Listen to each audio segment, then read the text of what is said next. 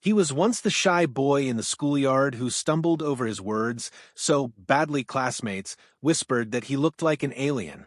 Decades later, the same man would become a near-universal laugh machine.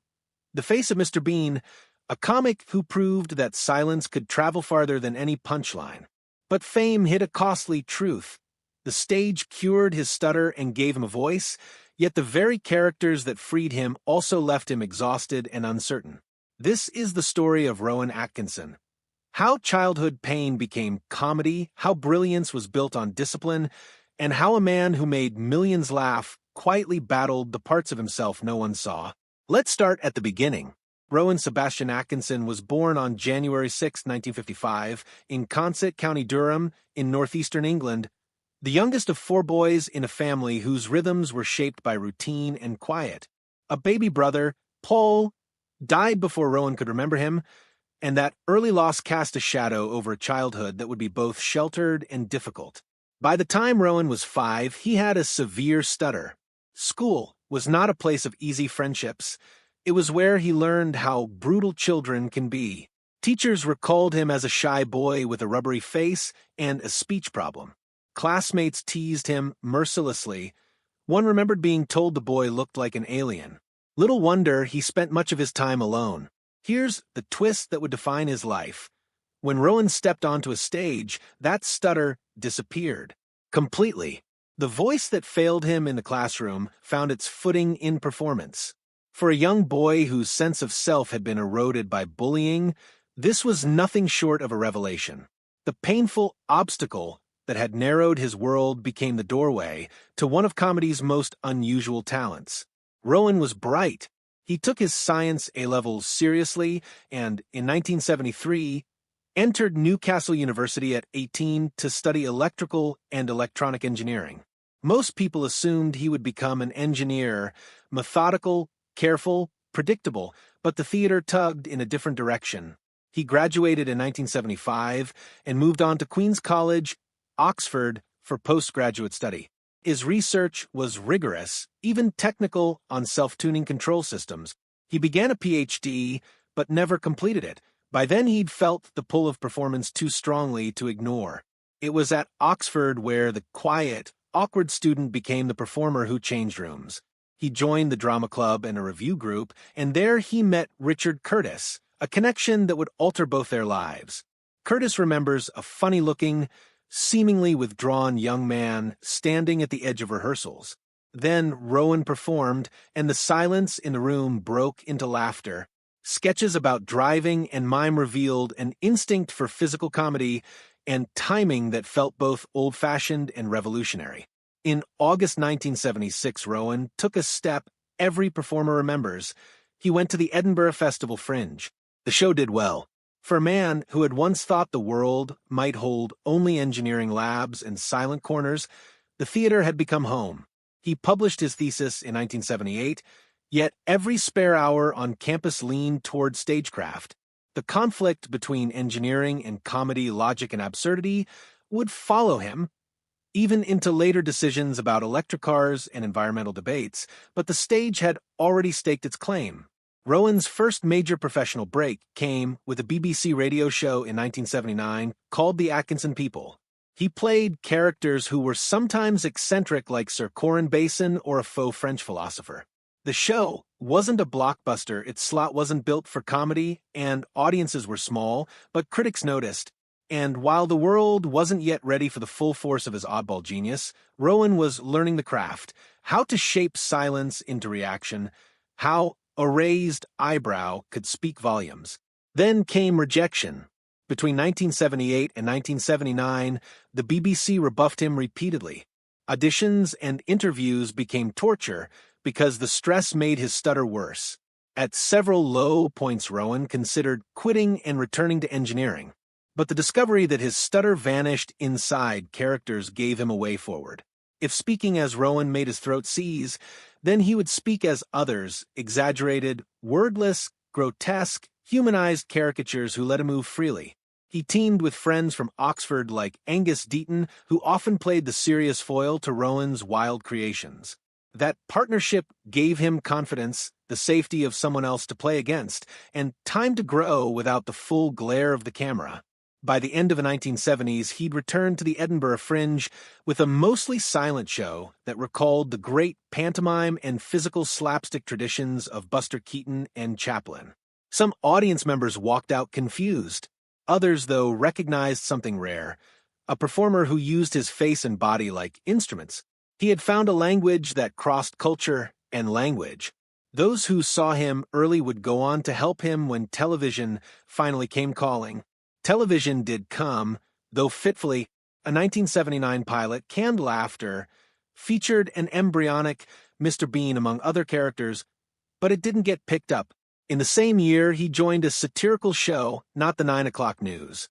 The show started poorly, critics were harsh, viewers were thin, but it also acted like a crucible. The writing sharpened, the performers hardened, and Rowan found an environment where odd ideas could be tried and polished. It was on that show, and in a remarkable sketch called Gerald the Gorilla, that he began to draw wider attention. Disguised in a gorilla suit, Rowan played with intelligence and rage in a way that made audiences laugh and gasp. The show earned awards and, crucially, respect. At the start of the 1980s, something else changed. Instead of being punished by his stutter, Rowan learned to weaponize his silence, to make it expressive, dangerous, hilarious. Blackadder, the historical sitcom he co-created with Richard Curtis in 1983, pushed him in a new direction. The first season was expensive and unwieldy. Critics were mixed, but the show evolved. By its second series, with Ben Elton on board and the focus tightened, it became sharp, dark, and very funny. Rowan played Edmund, a schemer of comic guile, surrounded by brilliant players. Miranda Richardson, Hugh Laurie, Tim McInerney, Tony Robinson. Improvisation and trust among the cast created a chemistry that felt effortless, but as always, beneath the surface was work and discipline. And then came the character that changed everything, Mr. Bean. A creation years in the making, perfected in university sketches and refined across radio and television, Mr. Bean first appeared as his own series in 1990. The genius of Mr. Bean was simple and terrifying, a largely silent man navigating the modern world with awkwardness and determination. Speech was minimal, physicality was everything. The result was universal. No translation required. Whole countries laughed without needing subtitles. Mr. Bean became a global phenomenon, a magician's trick of performance that made the ordinary ridiculous and the ridiculous sympathetic. But here is the paradox at the heart of Rowan's career. While Mr. Bean made the world adore him, the role drained him. He described the physical and emotional toll of embodying a character that demanded relentless, precise contortions of face and body. For someone who had escaped humiliation through performance, the pressure to deliver, to be the sitcom that travelers in Tokyo, Mumbai, and Sao Paulo all understood, was heavy. He admitted to feeling like a fraud at times. He looked forward to filming rapping. He told interviewers that playing childlike roles past a certain age felt, to him, a little sad. It's rare to find a performer who admits that his most beloved creation was also a burden, but Rowan did. The films followed. Bean, the 1997 movie, did huge box office numbers worldwide and introduced Mr. Bean's world to a still larger audience. Even so, the demands intensified. To protect his health and sanity, Rowan later adapted Mr. Bean into animation. He supplied the voice and let animators handle the physical extremes. That move offered both relief and longevity. Children discovered the character anew, and Mr. Bean outlived the man's need to perform every painful pratfall himself. Beyond Bean and Blackadder, Rowan's career is peppered with surprising turns. He had a comic supporting role in 4 Weddings and a Funeral, a small scene that became iconic. He voiced Zazu in Disney's The Lion King, a performance he initially resisted, but that wound up being memorable for millions. He returned repeatedly to the spy parody Johnny English franchise, allowing him to marry action and his old physical comedy instincts in a slightly less punishing format. Rowan's life outside acting has its own drama. He met Sunetra Sastry, a makeup artist, while working on a television series in the late 1980s. They married in 1990 and had two children, Lily and Benjamin. For 24 years, they made a life together. But the marriage ended amid public scrutiny in the mid-2010s. Rowan then began a relationship with Louise Ford, a much younger actress, and their daughter Isella was born in 2017. The age gap and timing attracted tabloids and moral outrage in some quarters, a reminder that even a comedian who delights an audience can find his private life turned into public spectacle. There were moments when Rowan's quiet steadiness surprised even his closest fans. In 2001, he and his family were aboard a private plane in Kenya when the pilot fainted mid-flight. Rowan had never flown a plane, but he took the controls, kept the craft steady, and helped everyone land safely. An episode as cinematic as anything in his films, and one that revealed reserve and courage beneath the comic persona. Rowan has also not been shy about his beliefs. In 2012, he gave a speech in Parliament defending free speech, arguing that the tendency to label dissenting or offensive words as criminal was a dangerous slide. The speech was controversial. Some praised his defense of liberty, others accused him of defending hurtful rhetoric. The debate highlighted yet another aspect of his public persona. He is not merely a comic mime, he is a thoughtful, sometimes contrarian voice on matters of principle. And then there's the surprising wrinkle of his private passions. He's long been an early adopter of electric and hybrid cars, and he has used his technical background to comment on environmental technology.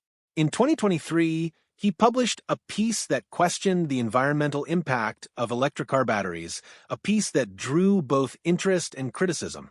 Some saw him as a skeptical, informed voice, others accused him of spreading misleading claims.